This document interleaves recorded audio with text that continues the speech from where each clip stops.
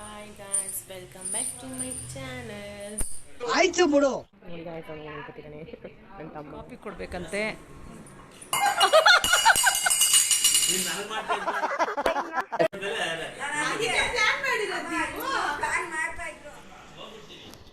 ನನ್ನ ತಮ್ಮನ ಮದ್ವೆ ಅಂತ 2 ವರ್ಷ ಆದ್ಮೇಲೆ ಯಾರು ಬಂದ್ರು ಅದೇ ಹೇಳ್ತಾವ್ರೆ.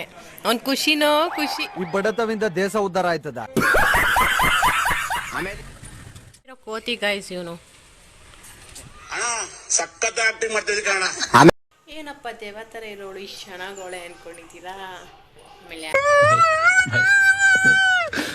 ಯಾರ್ಯಾರು ಏನೇನೋ ಕಮೆಂಟ್ ಮಾಡಬೇಡಿ, ಜಸ್ಟ್ ಸುಮ್ಮನೆ ತಮಾಷೆಗೆ ಮಾಡಿದೆ ಅಷ್ಟೇ. ಹಾಯ್ ಮಾಡಲ್ವಾ?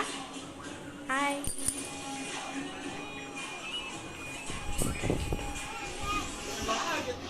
ಹೆಣ್ಮಕ್ಳ ಜೀವನನೇ ಇಷ್ಟ ಅಲ್ವಾ, ಪಾತ್ರೆ ತೊಳೆಯೋದು. ಎಷ್ಟು ಸಾಮಾನಿದೆ ನೋಡಿ.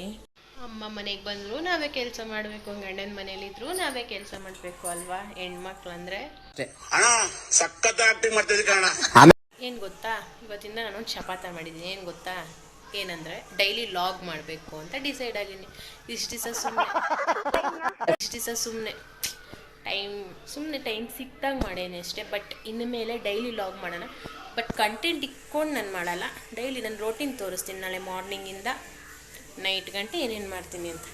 ಇನ್ಮೇಲೆ ಡೈಲಿ ಲಾಗ್ ಬರುತ್ತೆ. ಪ್ಲೀಸ್ ಎಲ್ಲ ಸಬ್ಸ್ಕ್ರೈಬ್ ಮಾಡಿ, ಲೈಕ್ ಮಾಡಿ, ಶೇರ್ ಮಾಡಿ, ನಿಮಗೆ ಗೊತ್ತಿರೋರಿಗೆ ಕಳಿಸಿ ಸಬ್ಸ್ಕ್ರೈಬ್ ಮಾಡಿಸಿ.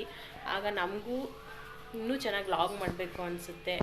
ಆಗ ಲಾಗ್ ಡೈಲಿ ಅಪ್ಲೋಡ್ ಮಾಡ್ತೀನಿ. ಇನ್ಮೇಲೆ ನಾಳೆಯಿಂದ ಲಾಗ್ ಮಾಡೋಣ.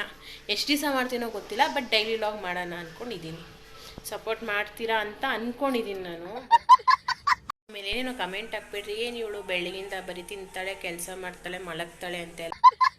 ಅಮ್ಮನ ರೋಟೀನ್ ಚೇಂಜ್ ಮಾಡಿದ್ದೀವಿ. ಸೊ ಡಾಕ್ಟರ್ ಏನೇನು ಹೇಳಿದ್ದಾರೆ, ಡಯೆಟ್ ಫುಡ್ ಏನು ಅನ್ನೋದನ್ನು ಅಮ್ಮನ ಕೊಡ್ತಿದ್ದೀವಿ. ಸೊ ನಿಮಗೂ ಅದನ್ನು ತೋರಿಸೋಣ ಅಂತ ಅಷ್ಟೇ.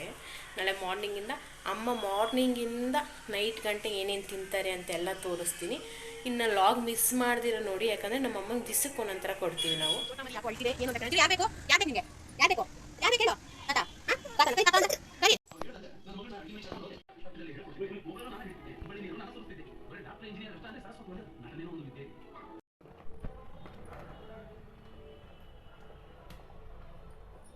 ಮದುವೆ ಮಾಡೋಣ ಅನ್ಕೊಂಡಿದ್ದೀವಿ. ಯಾರನ್ನ ಹೆಣ್ಣಿದ್ರೆ ಕಮೆಂಟಾಗಿ ಹೇಳಿ. ಇನ್ನು 2 ವರ್ಷಕ್ಕೆ ನಿಮ್ಗೆ ಮದುವೆ ಮಾಡ್ತೀವಿ.